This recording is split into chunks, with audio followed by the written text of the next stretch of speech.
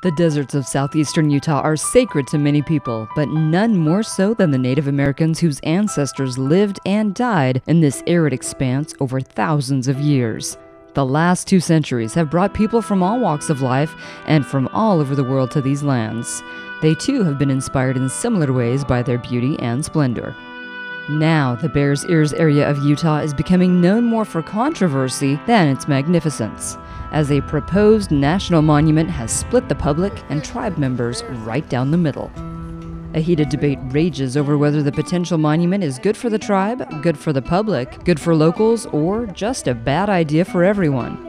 The proposal was originally brought to the president's desk by tribe members and environmental groups looking to close off 1.9 million acres of land adjacent to the Canyonlands National Park, Glen Canyon National Recreation Area, and the Grand Staircase Escalante National Monument. If designated, Bears Ears would become the eastern end of approximately 6 million acres of contiguous protected territory, or roughly 25% of all public lands in Utah. Just last weekend, Interior Secretary Sally Jewell visited Monticello to talk to local leaders and the public regarding the proposed monument. Both sides came out in force to show their passion for or against the designation. I'm a very strong supporter of the Bears Ears monument designation. It's one important step forward to protect Mother Earth in this part of our state. Our sacred sites are being disturbed, and people are not sensitive of that. And our people have been here for thousands of years. I think their spirituality is in these landscapes. And if we don't protect these landscapes, that spirituality over the generations will be lost. If there's going to be a monument that's going to be built there, there's going to be a lot of things that we can't do. Haul wood, pick up pinyon, even go back to the burial site, we can't even do that. Historically, the Antiquities Act was used very precisely. They would measure out to the 1,000 feet of where these little borders should be, but it looks like they just got an overlay of what they could get. They said, let's ask for the maximum possible. And for me, that's not common sense. It doesn't go with what the Antiquities Act was supposed to be. A monument designation would put an end to many of the traditional uses local Navajos have enjoyed on the land. Promises are currently being extended to tribe members for special permission to utilize areas inside the monument for those uses, but some feel history is not on their side. All these natives that are for it, they're getting lied to.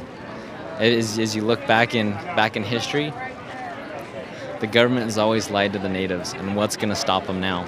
And if you go up there and look at it right now, it's in perfect condition. There's no oil drilling or anything like that. It's BLM land, National Forest land. Why do we need to put more restrictions on it? The idea that, oh, we'll take care of you.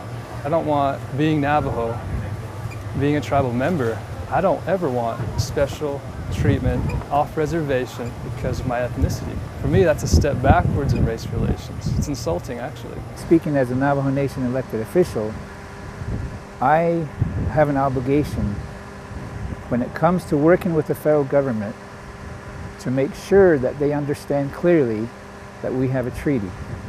And especially when these designations are going to be adjacent or bordering our reservation.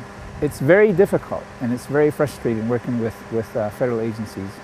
Bears Ears National Monument, if it becomes, is going to go all the way down to the reservation. Another argument brought up at the meeting was economics. Looking at the impacts of other national monuments, locals would bear the brunt of whatever blow tighter restrictions would bring. For the Navajo, who currently use Bears Ears for different uses, the impacts could be even more severe. San Juan County has one of the highest poverty rates in the nation, and it greatly concerns me that a monument designation is really going to affect the local people economically. Do we want economic gain now that will in fact then be gone because there's a finite economic gain to be made here against a long-term, against spiritual heritage and tourism industry that does not have a finite horizon? People don't realize the kind of poverty that is actual on the reservation. Some of them, to make an extra income, they go up to Bears Ears around there and they do pinyon hunting. How many other national monuments around other tribes can they do that? They can't. Once it's a national monument, that's it. The recreation community would also be affected if Bears Ears gains protected status, as on average 60% of motorized routes have been closed after previous monument designations. In the case of Bears Ears, that would mean over 1,000 miles of routes and trails gone. The public won't have to wait long to find out whether the monument is happening or not, as it will be announced prior to President Obama leaving office in early 2017. Until then, these historic lands will be in the crosshairs of a debate that ancient peoples could never have imagined as they raised their families in the red rock landscapes of the West. And it's like a bunch of fleas sitting on top of the bear arguing over who owns the bear.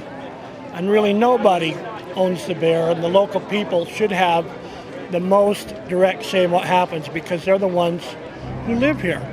There's a lot of historical documents that track the evolution of national monuments. And just in reading those, you can see pretty clearly that it starts off pretty innocuous. There'll be no big gates up. But over time, whoever's in charge gets to make certain calls, and you can't ever control who or what they're going to do. There's money involved. Money talks. From the controversial trailhead, I'm Malia Stringham. Hey guys, if you liked that video, you're going to want to watch all of our other AYL videos. You're going to want to like it, you're going to want to share it, and you're going to want to subscribe, right? See all the buttons right here? This is what you're going to want to do, right? Click on them, because we have some really cool videos, all kinds of behind the scenes stuff, bloopers of Alicia crashing and stuff. Why are you going to sell me out like that, Steven? So you want to click all of these things and subscribe to our channel, because At Your Leisure is awesome, and we'll see you here for more videos.